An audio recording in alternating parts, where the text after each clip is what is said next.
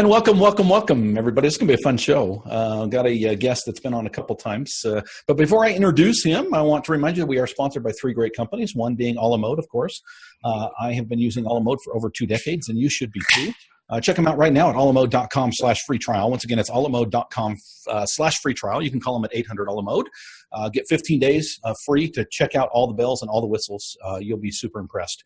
Speaking of free trial, DataMaster, obviously continuing to offer their 2 weeks free. DataMasterFreeTrial.com/coach. Once again, it's DataMasterFreeTrial.com/coach. Get on now, folks. Things are changing at DataMaster, but already you can save 30 to 60 minutes per report. And finally, we are sponsored by OREP Insurance. OREP should be, can be, needs to be your next E&O company. Why? Well, folks, we'll talk about the benefits in just a few minutes, but right now, check them out at orep.org. That's OREP.org for more information. Well, folks, got an individual that very interesting character. I would consider this guy a friend of mine, and he's been on the show a couple of times. Way back in episode 89, we talked about carrying concealed in an appraisal inspection, and Mark was my guest on that one. Again, episode 89. He was also on a follow-up episode. We talked about the danger of taking comp pictures. By the way, it was a very interesting and very widely listened to episode 143 about comp pictures. If you have not listened to that one, please go back and listen and share it with your friends. He is also the creator and the founder and the moderator of 100% Real Estate Appraisers. His name is Mark Skapinetz. Mark, welcome to the program. How's it going, Dustin? It's good to have you, my friend. It really is. Mark and I, as I mentioned, we go back quite a ways. And I would consider Mark a friend of mine. We don't always see eye to eye on everything, which I think will actually make for a pretty interesting episode. I think many things we do see eye to eye on, but there's a few things I hope we can get into and just have a little back and forth on. But it's good to have you on the program. Thanks for making time. Not a problem, man. I enjoy it. So it's about time that I finally got back on another one, especially now that you got this video thing. So, hey. Made some signs up to make sure it's like my little college game day today. So, well, we're recording this. I don't know when this is going to air, but we are recording this in the midst of March Madness. Hopefully, we'll have this on in the next couple of weeks, so we may still be in the midst of that. But those of you who are listening and not watching, I would highly encourage you to go to YouTube and check this out, check the video. But if you're just listening in your car as you drive to and from your appraisal inspections, tell us a little bit about your signs behind you. You've got 3 signs back there. Tell the listeners, those who are not watching, what those are and what those represent. Well, the first one is join the AGA, the American Guild of Appraisers. I'm a very in-depth member of this organization. I absolutely love them. I love what they stand for the independent appraiser. They just seem to do a lot of things and want to do even more. And, for me, it's a great organization that if I ever need them to have my back, they've got my back. Everybody has their state coalitions their coalitions that they join. But I think the AGA, for me, they just seem to go one step further. They do have the union backing and, they're taking on the issues and they really do help independent appraisers. So, they've just helped a couple people get off blacklists. They've helped people get paid from AMCs that were failing to pay them. So for me, it's a really good organization. So I highly, suggest that people go out there and check them out as well if they want to join something. I assume they can just Google the American Guild of Appraisers or AGA and find the information there. You would have to Google American Guild of Appraisers. AGA doesn't show up. Okay. But people can also get in contact with me on Facebook, and I can give out the name and number of the person that they should contact there to give them a little bit more in-depth perspective of what they do. Okay, perfect. I'm going to have you skip the middle sign because I want to hit on that a little bit as we come back from the break. Okay, if you don't mind, sure. And we'll dive into that in depth. We mentioned it a little bit before. By the way, the middle sign is the Facebook group 100% Real Estate Appraisers. But again, let's hold off on talking a little bit about that. Let's go to sign number 3, though. I see you. I see you advocate this quite a bit online. Free the appraiser. What does that mean? With all the regulations and everything that's going on, I just feel that the profession has gone a certain way where we're almost held captive now. you can go out there and do your own private work. You can go out there and make your own fees, and you still can make your own fees. But I feel that the regulations that have come across, I feel that the AMCs are kind of holding us, captive with all of the crap that they put out there as far as their engagement letters, their turn times, and of course the way that they want to pay the appraiser. I mean, just in my Facebook group alone, we have over 600 members, and you see it on a daily basis of AMCs offering these low fees or having these incredible, ridiculous steps that are already addressed in the report. They're just not doing their due diligence to, look over the information. So I feel that the appraiser is now kind of being held captive a little bit. We need to let us loose again and let us do what we do best. And that's, use our knowledge, use our strengths to appraise houses, to appraise real estate, and not have everybody on top of us. We are a professional organization. We are professionals. And we took all of our classes, we took all of our education, we worked with mentors to get where we are today, yet we're being held at a certain point now with the way that these AMCs are working, with the way that regulations are coming out or maybe even not coming out, in the case of like Illinois, possibly deregulating AMCs. I just feel that we're at a crossroads here, and it's either going to get really ugly for us or it's going to get better for us. And I think that the more appraisers get involved and realize this, it will probably get better for us. Yeah, but that sounds like work. It is work, but you know what? You have to have work in order to, to make things happen. You can't just sit around and just wait for it to happen. And that's why people like yourself, people like, Phil Crawford, people, Pat Turner, Lori Noble, myself, and I'm sure there's lots of other ones, but, the more that's voiced out there, the more that it gets out there, I feel that we're making a little bit of progress of getting more people on board to help this profession. Okay, let's start with fees, Mark. You mentioned that in your Facebook group, you see a lot of individuals calling out AMCs, maybe lenders, clients, what have you, as promoting lower fees. I thought we took care of that with the whole customary reasonable thing. That's not a problem anymore, right? It's a huge problem. It's never changed. I mean, case in point, the state of Georgia, where I am, they passed, I think it was about 2 years ago, they did a customary and reasonable fee survey, and it was based upon all of independent lenders all across the state. And they determined at that point that it was a customary reasonable fee for a 1004, standard 1004 with no complexities would be about $375. Okay. Okay. Well, I mean, I have a certain amount of AMCs that will pay me that fee or more, but the majority of them do not still to this day. You still see orders coming across for $300, $250, $260, $280, sometimes less. And I just feel that there's no enforcement of it. So I feel like it's the same in other states as well. They may have customary reasonable fee laws, but there's just no enforcement of it. And these AMCs just keep rattling out these orders. And that's a product of the bid requests now. I feel like, these AMCs are hiding their fees, by taking bid requests. And, there's a couple posts that were out there about a certain AMC or company that even admitted we gave this to the lowest fee appraiser, the lowest bid, and the fastest turn time. Mm. Where is there? That's just a problem to me. Right. You're no longer getting that quality appraiser anymore. Okay, so I want to hit on a couple things that you brought up.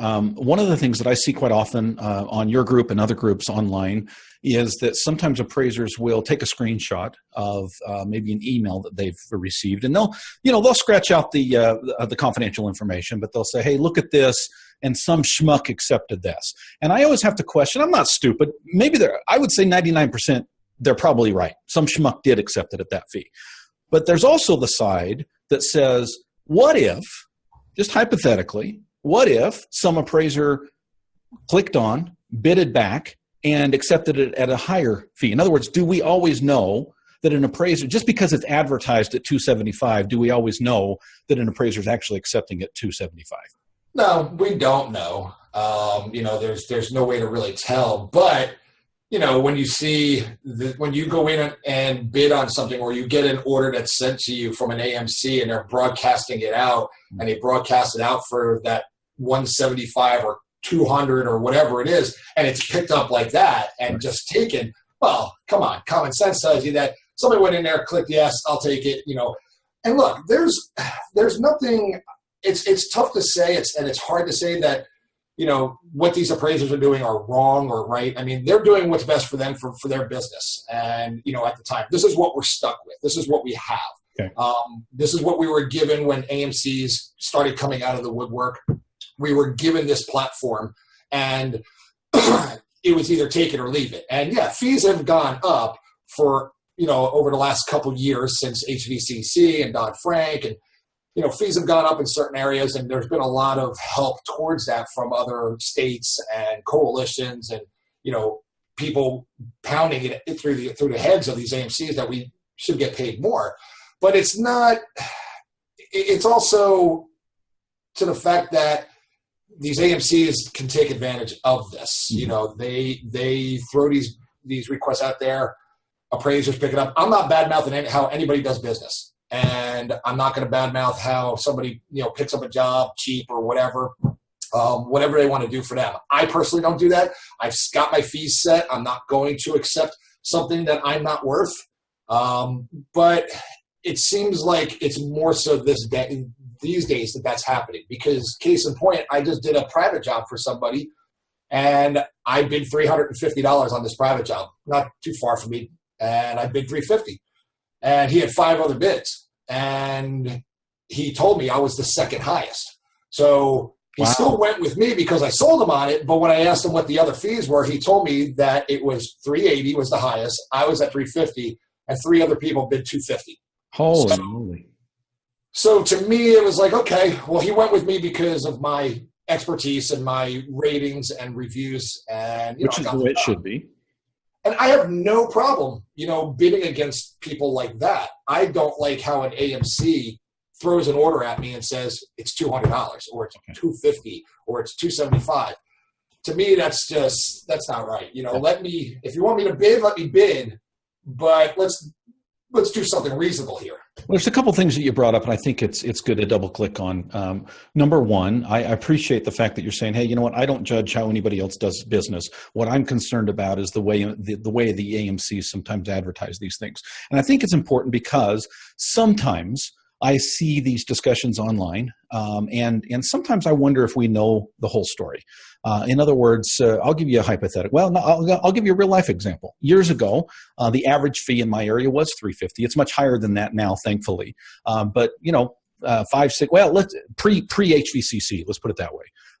Pre HVCC in my area, the average price, if you will, the average fee for an appraisal was about $350. There was an AMC that I was doing work for, and on a regular basis, I would do them for $325. Now, some people were upset at that. Some people would say that's not fair. Some people would say I'm undercutting the market. But then I also have to look at 2 things. Number one, do I have a business model that's set up in such a way that I'm still making money at $325? I mean, let's face it. You talked about we are professionals, and we as business owners have to make decisions based on the fact that we're professionals. So there's that part of it. The other part of it is this was an AMC that I had been with for over a decade at that point. And you can probably guess who it is now at this point, because there's only a couple of AMCs that have been in business that long. They treated me well. They gave me volume. And you know what? It's $25. To me, I made up for it in the volume that they would give me. In other words, it was a business decision that I made as an appraisal business owner. And I think sometimes we don't completely understand the backstory. So I appreciate that. But I want to focus on the AMC side for just a second, because you talked about enforcement. And you said, the customary reasonable fee deal is out there, but it's not being enforced. What do you mean by that? Well, I mean, what is customary reasonable? Mm-hmm. I mean, seriously, what is it? Because I don't think anybody freaking knows what customary and reasonable is, because you have appraisers and it varies all over the place, but you have appraisers over here saying that CNR is this in my area, and you have somebody else over here saying it's this. you have your state board doing a survey saying it's this, and then you have AMCs coming out with whatever model or however they calculated it, saying that it's this. Right. So there is no such, to me, there's no such thing as CNR. I personally run my business how I want to run it and set my fees the way I believe my fees should be set based upon the complexity of the job, how long it's going to take me. I just think that these AMCs, they don't do that. They're not looking. They see an address on a form and they see it and they put it out there and they say, who's going to take this job for X amount of dollars? And that's it. When I think that there should be, if we were dealing straight with the lender, I could sit on the phone with the lender, look it up, no problem, talk with them and say, look, this is going to be a problem. I just looked this up for you. It's a bigger house, it's this, and it's going to be more complex because there's less comps. You try telling that to an AMC, they don't want to hear that. You just, this is what it is. And that you either accept it at this, you can counter, and you can counter with a higher fee if you wanted to, and that's fine. But if they're offering it at this much, really, how many times do they actually accept your counter? Right, exactly. No, you're right, and I want to punctuate something that you said earlier, and that is when you talk about AMCs, I think it's important that we distinguish a little bit in the sense that, first of all, you're not anti-AMC. I mean, you work for AMCs, right? I have a couple. I have about 3 or 4 that I work for, and they know that I love them because they take care of me. I take care of them. There's no discussion about, this, that, low fees. The STIPs are really low, and they know that I'm going to do a good job for them. So I've established that relationship with them, and I highly respect them. Okay, good. They respect me. So this is the question that I would pose because, as you know, 85% of my work comes from AMCs. I'm very vocal about that. But I would also say that 85% of my work comes from what I call A or B clients, which is they may be AMCs, but as you described, there are good AMCs and there are bad AMCs. And guess what? I, as the appraiser, choose who my clients will be. That's an option. I have the agency, if you will, to do that. So my question is, Mark, is this more about the AMCs or is this more about the appraiser? You know what? I think it's kind of both. Okay. But I think more so from my standpoint with the AMCs and the ones that I've chosen to work with, it's like I said, I have good working relationship with them. As an appraiser, I'm no longer allowed to really go out and develop my own clients. I mean, I can go out and get my own private clients. Sure. Back in the day, it was like, go up to this mortgage company. And yeah, there's still some local banks and stuff that I can do work with. But as far as, mortgage brokers and stuff, I lost all those relationships. I had tons of them, and I lost all of that, and had to start brand new. And I'm sure it happened to you and everybody else out there. Yeah. Yeah. I mean, you can pick and choose who you want to work with. No problem with that whatsoever. I just feel that the AMCs, and again, they're not all bad, but I just feel that a lot of AMCs have kind of morphed into something else. What was supposed to be a middleman, somebody to manage the order, keep us from, talking with the lender, talking with the mortgage broker, the loan officer, and everything, has kind of turned into a big money-making machine now. Mm-hmm. And, you have some AMCs that, are owned by banks. Right. What? Or partly owned by some mortgage companies. What? So, you just had First American buy Forsyth Appraisals. I mean, how did it go from being a middleman and now these companies are just making total bank and really just don't, in my opinion, do their research to find or get the quality appraisers anymore. I see it way too often and I hear about it too often. Right. I think there's got to be some sort of new way of doing things. Okay, and I want to talk about that, and I want to make sure that the listeners understand. I think you and I are on the same page on this. I really do. Yeah. And sometimes I think people hear me and they say, okay, Dustin has his head in the clouds. He talks about the independence of an appraiser, and I do. I do advocate the fact that when you talk about customary reasonable fees, for example, my mantra has always been, guess what? You decide You decide as a business owner what's customary and reasonable for you. You can say no. You can move on. That being said, Mark, I want to be fair. Okay, I understand the challenge out there. I'm not putting my head in the sands. In other words, I can't just say, you know what, we're independent as appraisers. We choose what we do and don't do. I get that reality is that most of these lenders are going through AMCs, and most of these, I shouldn't say most, maybe most of these AMCs are doing business in such a way that makes it very, very difficult for the average appraiser to make a living unless they capitulate. And it's sad. It really is. So what do we do about it? I think there's just, you see a lot of appraisers out there that just say, look, I'm just going to keep declining orders, declining bids, declining this. To me, that's almost like putting a Band-Aid on an open wound. All you're doing is just keep allowing it to happen, allow it to happen, and you just kind of push it to the side. You know me, you see me on my group, I voice my opinion and I voice it loud. Right. When I have issues or take issues with certain things.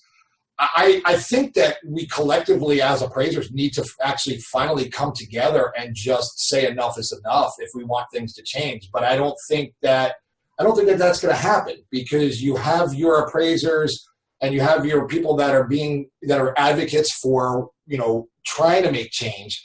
But then you have so many that are just like, hey, this is working for me. I'm okay with this. I'm just doing my job, doing this.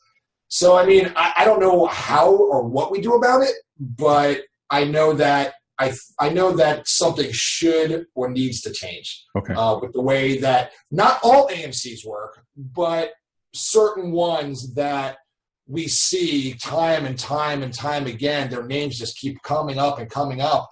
And it's going to get to a point where, they're going to keep saying appraiser shortage. No, it's appraisers not wanting to work with you anymore because of this. Exactly.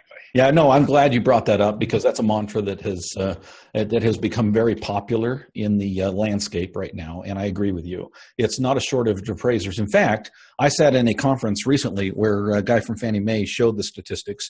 And granted, it's only one entity, but he showed the statistics over the last 10 years. And guess what? Yep. There was 40,000 appraisers 10 years ago. And guess how many appraisers there are today? 40,000. Yeah. Yeah, it's just more so that I see that just, appraisers are just having enough of working for these AMCs that were, again, they were thrown down our throat. We had no choice, to accept it or to find another way to do business. For myself, I found a lot of private business. I found ways to work to get private business that I can limit working for some AMCs. And again, not all AMCs are bad. Like I said, I got 4 or 5 of them that I just think are terrific, and they are they work with me. They work with what I'm worth and my fees. I've got no problem with them whatsoever, and I will continue to work with them. But I do see that it's creating a problem out there, in the industry, where you have these low AMCs just tossing orders around, just tossing due dates around, and trying to find the fastest, cheapest people to do something. And it's a business for them, but it's a business for us too. And I don't know if there's a way to fix it, because a lot of people have thrown out, let's do the VA model. A lot of people said, let's do this, or, you got Oregon who was thinking about capping fees. I don't think you should cap fees. I don't think that there should be a standard fee. I just think that more due diligence on the AMC part to actually locate the qualified appraisers, find out before they charge, the AMC charges the borrower, find out what the fee is for the qualified appraiser in that area, and speak with them. You're the AMC. You are the middleman. You are allowed to talk to me all you want. Do your job. Find out what the fees are in that area, and then you can actually pass it along to the borrower, and collect that fee for me and whatever else you need on top of this, which we all know in some states are absolutely ridiculous. Right. Well, I'm glad you pointed out the fact that, it's not so much AMCs that are the problem, because, saying AMCs is the problem is like saying people are the problem with, whatever issue that you might throw out there. In other words, there are good people and there are not so good people, and there are good AMCs and there are not so good AMCs. I talked about earlier that I've got, what I call my A clients, my B clients, and my Y clients. Okay. Notice I didn't say there are C, D, E, and all the way down the line, because once you get to a B minus, in my mind, you're a Y client. And the Y client is, why the hell am I working for you? Therefore, I'm going to fire you. I will work for a B client. And a B client basically is, hey, you know what? They pay me well, but they pay me slowly. They pay me well, but some of the steps they come back with, I just think are crap. I would much rather work for A clients, and I'm more and more focused on my A client list. These are guys that pay me well, pay me quickly. The steps are reasonable if they exist at all. They are people I can talk to and say, hey, I accepted this order at $425, and turns out it's water frontage, and I need to boost it to $650. And they say, great, go ahead. Those are my A clients. I'm okay working with B clients, but again, my point is, folks, if you're working for crap AMCs, stop it. Part of the issue, I think, Mark, and correct me if I'm wrong here, but some of this is on the shoulders of the appraiser. If we stop working for these crappy AMCs, guess what happens to those crappy AMCs?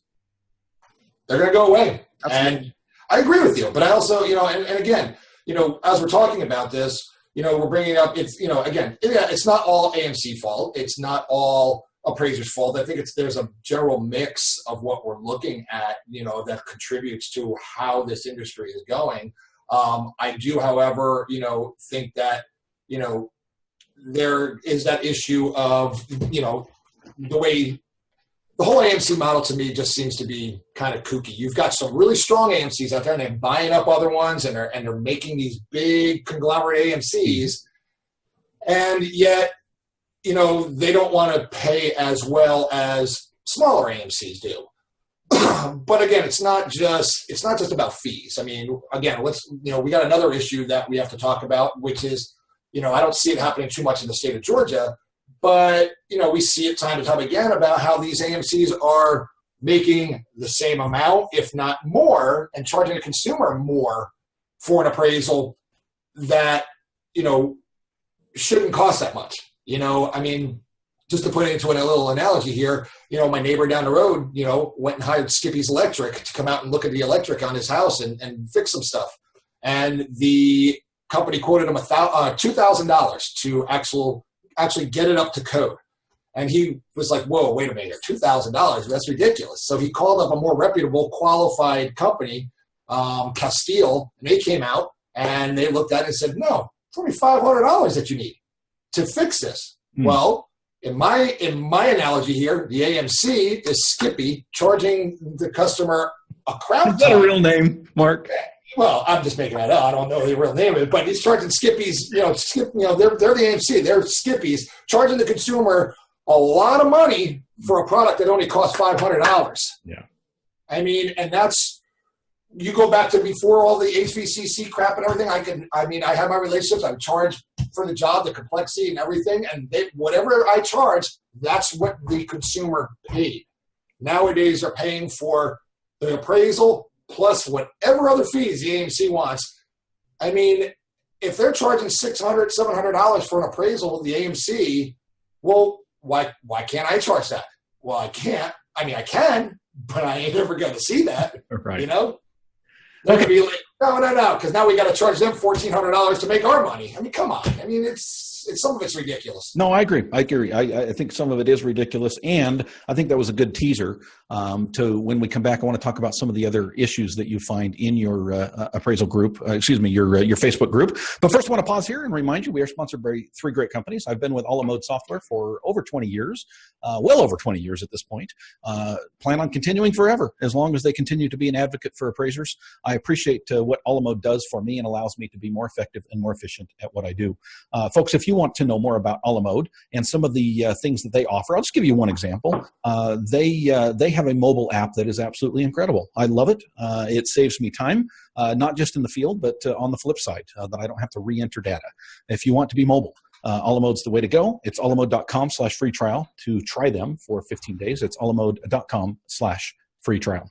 And we're also sponsored by DataMaster. DataMaster is in the process of making some changes to DataMaster, but you don't need to wait for the changes. If you want to save 30 to 60 minutes per report right now, you can do so by trying DataMaster for 14 days free. It's datamasterfreetrial.com/coach. First of all, find out whether or not they are in your area. And if they are, try them out because you will be super impressed. Datamasterfreetrial.com/coach. And finally, we are sponsored by OREP Insurance. Right now, I'm in the process of renewing. When I say I'm in the process, folks, I'm talking about very, very hands-off renewing my E&O. Why? Because OREP makes it so easy. This will be the third year that I am with OREP. Every year I've saved money, and the process to renew took me 4 minutes. That's right. 4 minutes to fill out the application. Very, very easy to do. And it will be easy for you, even the first time, to sign up with OREP. Check them out right now and check out the benefits. If you go to the benefits and just do a drop down on their page, which is orep.org, you'll be super impressed with what OREP can offer and does offer to its clients. orep.org, that's OREP.org for more information. And we are back, folks. We are talking with Mark Skapinetz. Mark is joining us from Atlanta, Georgia. Thank you for joining us. And looks like you've got your mascot on your lap now. The appraisal mascot is here, and she's feeling better, man. After her knee surgery, this is the little girl that I found in the basement of a house doing an appraisal, and right, she's doing much better now. She's got about another 2 more weeks before she can really be fully healthy. Well, I follow Mark on Facebook, and so I see lots of pictures of this lovely lady. Yep, Destiny. Yep. Very good, very good. You tell us briefly. You do a little sport with that particular dog. Yeah, we actually I got her into dock diving competitions. Okay. Tried doing frisbee stuff, didn't work out. She just wasn't really into running and catching a frisbee, so I took her up to the local lake and found out she could swim really well, and got her into dock diving. So we do dock diving competitions all throughout Georgia, and this year we're going to start expanding it a little bit more, and hopefully when her knee heals, we'll get her back into it. We'll make nationals in Orlando, because last year we finished off the season where she jumped 16 feet 5 inches as a personal best, and she's had a darn bit of training. So we're hoping to get the 20 feet plus this year. That's fun. Good for you. So speaking of being online, I mentioned I follow you on Facebook, but I, of course, I'm also a part of your 100% Real Estate Appraisers Facebook group. Describe briefly for those who are not, let's face it, Mark, the average age of appraisers right now is 62. Some of them are not into the whole Facebook thing. Tell us a little bit about why appraisers should be involved on Facebook, and specifically what a closed group is. Well, I mean, my group is actually private. And what's the difference? I change it up every once in a while, but my group is private, and I created it a couple of years ago only because there were some other groups out there. There was one big group out there that basically just wasn't moderated enough. It just allowed anybody in there, and you had a mixture of, lenders, AMCs, realtors, people selling sunglasses, and, people overseas that you just couldn't make sense of what they were saying. So I created this group, and basically once I did, I decided that I was going to vet everybody that got into this group. So we have over 610 members now, and I've actually vetted each and every one of them personally by, their LinkedIn, Googling their name, checking out their license on ASC, anywhere I can get any information about them being an appraiser and an independent appraiser, and, would add them to the group. Every once in a while I open it up so other people can find the group, but then I go put it back to private so nobody can find it. Mm-hmm. I feel that the group is a great success. I think everybody that's in there enjoys it.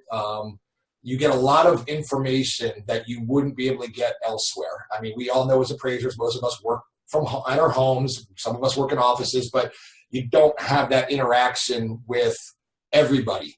And your peers all over the country. So it's good. It's a good way to actually not only network and make friends, but it's a good way to find out what your peers think about certain issues. If you have an issue with an appraisal that you want an explanation on, if you're looking to get some help with something, or just vent and just go off like I do all the time.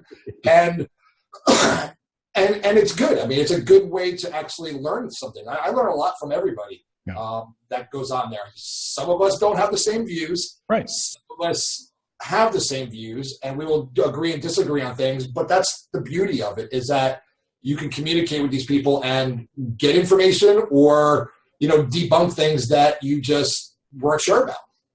Okay, so as you moderate this group and as you follow this group, and obviously you're by far the most active person in this group, so you pretty much know what's going on a regular basis in this group, what people are asking about, what people are complaining about. We talked about one today, and really it's more than one. The general aspect of AMCs and some of the challenges and problems that we see. What other things are you seeing right now that appraisers are concerned about, that they're having issues with, that we as a group? I've got well over 1,000 listeners to this program, so let's get the word out. What is it that we as appraisers need to be focused on right now? I mean, there's just such a mix out there. I mean, I could probably go on, but I mean, you've got all the requirements that they're looking to change as far as education-wise and getting more people in the business. That's something to pay attention to. Let's double click on that for a second, because I see mixed views. I see some appraisers saying they like the 4-year degree. I see a lot of others that are saying no. What are you seeing in your group? And maybe if you wouldn't mind sharing your personal opinion. It's a mix. I mean, you see yes, you see no from all different standards. Look, I had a 2-year college degree when I got into this business. That's what I had to have in order to get into it when I started my career in New Jersey. I ended up getting my 4-year degree, and I got it long before they changed the requirements to a 4-year degree. I look at it this way. I think that the 2-year degree is just fine, and I think that it should go back to the way it always was. 2-year college degree, you have to take a certain amount of classes and a certain amount of hours, pass a test, and then go on and work for somebody for 2 years or whatever it is, however long it takes you to get your training hours in, and get that done, because that's the most important part. So many people are book smart. So many people can read through things really quick and comprehend it. But then you get out in the field and you're just like, you don't know what the heck you're doing. And that's, to me, is the most important part. So by trying to say you can take college courses instead of this, or, this will alleviate this, and you can go take the test right away and become a certified appraiser, I don't agree with that. This industry has too many different nooks and crannies that need to be explained and seen firsthand before you actually can go off on your own and understand it. So that's my take on it. I think it should go back to that way. I mean, if you want to keep the 4-year degree, fine, but I think that leads into another part, which is, can you afford to take on a trainee? Well, and let's talk numbers for a second, and because I want to get into this. I mentioned earlier that some people are saying appraiser shortage, and obviously the other side of that coin is no. There's not so much an appraiser shortage as there is appraisers that refuse to do work for crappy companies and for crappy fees. Granted, I agree. I agree wholeheartedly. Now, that being said, there are areas of the country where there are appraiser shortages. Colorado, Oregon, Washington, there are others where there just are not enough appraisers. And trust me, I have talked to people that are in the know in these areas, and they are struggling. And it's not just a lack of appraisers wanting to do. I mean, the fees are huge. I mean, I know the average fee in Oregon, for example, right now is $800 for a very standard cookie cutter appraisal, and it goes way up from there. And the turn time, by the way, is like 2 months. If you within a month, you can almost double your fee in that area, right? Now, that being said, I will grant that there is a lot of noise out there that's just complete. Let's state it the way it is, bullcrap. But Mark, and I know that as a business owner, as an appraiser business owner, I have to look at the bottom line. Am I going to bring on a trainee that, number one, will cause me to take a step backward before I can take a step forward? In other words, I've got to back up first and say, you know what, I've got to spend some time. I've got to spend some energy. This is not going to be an easy venture for me before it starts to pay off. And sometimes that can be over a year, maybe 2 years down the road before that starts to pay off. Then I've got to also consider, well, is this person going to stay with me forever? I spend 3 years training this individual to be an appraiser who's now going to become my competition. In other words, the financial incentive can be a huge challenge. How do we overcome that? I mean, you have to agree with me, there are not a lot of appraisers coming into the marketplace. Well, there's not, but I mean, you also got to think. I mean, it's just the way that everything's structured nowadays. I mean, back when I was training, I mean, the people that trained me were able to pay me just fine because they were able to charge accordingly in order to compensate for the time they had to spend with me in order to train me. You know, it's much harder these days to do that, you know, especially with the AMCs looking for, you know, either cheaper fees or looking for faster turn times. And most of them don't want you to, like most lenders don't even want trainees involved anymore. So it's kind of tough. You're kind of stuck. I mean, if they think that lowering these qualifications and education is going to bring more appraisers in. I mean, I don't see that happening. I see that there's still going to be issues with compensation. There's still going to be issues with how you make money. I know a lot of people that have taken on trainees or are taking them on. They have a good business structure. They don't work for, you know, low fees or anything, and they do pretty well with it. Me personally, I couldn't do it. And I mean, I make a decent fee, but I just couldn't do it. I wouldn't be able to go out there and, you know, inspect and everything. Now, like Fannie Mae said, hey, we're okay with trainees going out there and inspecting and doing this stuff and everything. If lenders got on board with that, and if, you know, AMCs got on board with that, well, then I think you open up a different area. I think then you would almost have a free for all of people saying, all right, let's go. I mean, I can have a trainee go do that. I don't have to worry about him. I can still go do my stuff, and they can go do this, and we can make some serious cash. But, you know, right now you're kind of stuck. You know, yeah. For more on that, by the way, folks, if you want more information on that double-edged sword of opening that floodgate, go back a couple of weeks ago when I talked to Craig Morley on that very thing, and he brought up some things I think we need to be wise to consider. So, absolutely. Yeah, we miss it. It's just where we're at now. There's just, again, we have too much regulation, but we don't want too much deregulation. You know, we're kind of caught in that rip current right there. We just can't, you know, you go one way, you're going to go out to sea. You go another way, you're just going to keep going down the beach. You know, you don't have a way of getting out of that. Mark, you're walking down the street and an individual sees your shirt, What's It Worth Appraisals, and they're in Atlanta, Georgia, and says, hey, you know what? I'd love to be an appraiser. What's your opinion? What would you tell that individual? I'd be honest with them. I'd tell them exactly where we are right now. I mean, why lie to somebody? Why give them false hope? I would tell them, you know, if you want to be an appraiser, this is what you have to do. These are the current qualifications, the current, you know, guidelines to become an appraiser in the state of Georgia. Once you do that, then you have to go work for somebody, you know, and I would ask them, do you have a college degree? You know, if you don't have one, it's okay. Well, you might as well, you know, just take that one down a notch. If you do have a 4-year degree right now, okay, great. But here's what you're going to be stepping into. You're going to have a tough time finding a mentor because of the way everything sits right now with work and, you know, AMCs and regulations and everything. So you're going to have a tough time finding somebody to take you on. If you do, great. But then you're going to have to work for them for a while, and you're going to kind of have to suffer for a little bit like we all did. And then, hey, you know, good luck after that. You know, if you pass your exam, you know, and you want to become state certified or licensed and go off on your own, great. But just know this is what you're stepping into. You know, you're stepping into an industry that is just a whirlwind right now. It's a tornado. You just don't know what it's going to do. And I'd be honest with them. Okay, so as we wrap up here, first of all, two-part question. What didn't we cover that we need to cover before we close up? And number two, where do you see things going? Where do you see things in 3 years? Well, as far as what we didn't cover, you know, if you ever get a chance, get some Southern Juice. It's a really good beer. It's made by Jekyll Brewery here in Alpharetta, Georgia. It's actually really good. Trust me. It's a good IPA.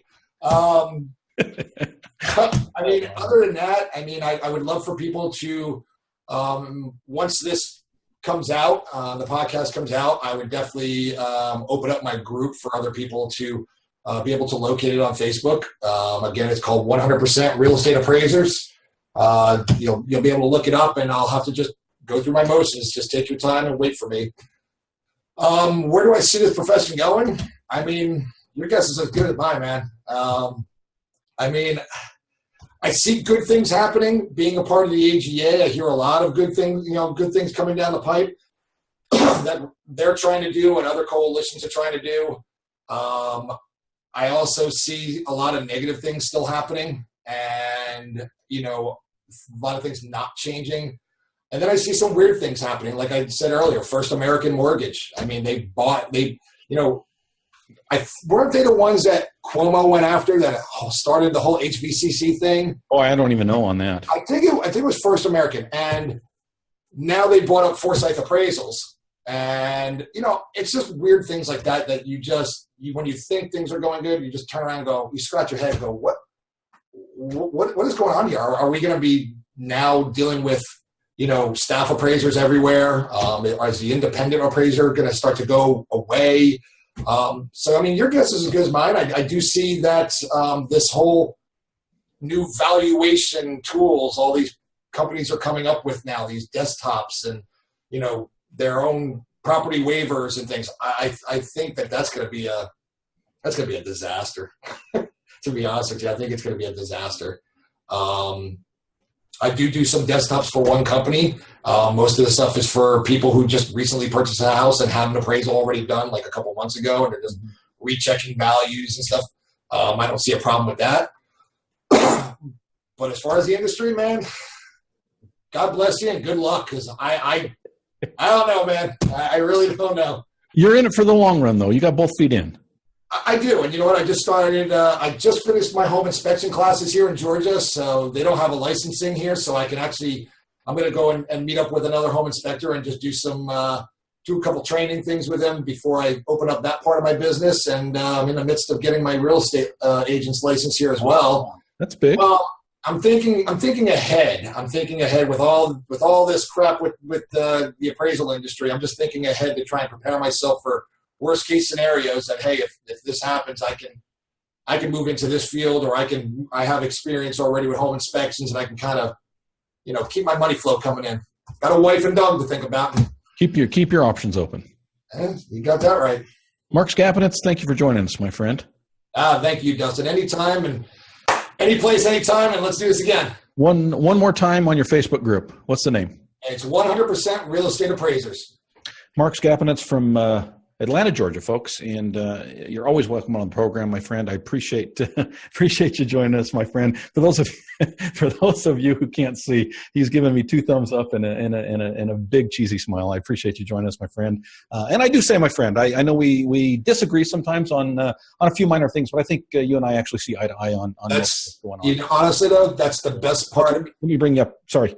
Honestly, that's the best part about the groups and everything else, is that you may not agree with people, but you know what? I consider you a friend. I follow you as well personally on Facebook. That's the beauty of it, is you may not agree, but you're still friends and you understand each other's point of view, and it makes you look at things a little bit differently from time to time. So I appreciate that. I love it. Folks, thanks for joining us. I want to remind you the regression webinar with Joshua Wallet is online right now. You can go to theappraisercoach.com, scroll to the bottom. $59, folks. 2 90-minute webinars with question answer. Josh will teach you how to do regression. Again, just one tool in the toolbox. It's not the tool. It's one tool. But if you're interested in doing more regression and you don't necessarily want to buy a third-party software, he will show you how to do from start to finish with Excel. It's the way I do regression, and it's a great thing to look at. Again, Mark Skapinetz, he's holding up Free Appraiser on his sign, and we're grateful that he joined us, and we will have him on again for sure. Thanks for joining us, folks, and we'll catch you next time.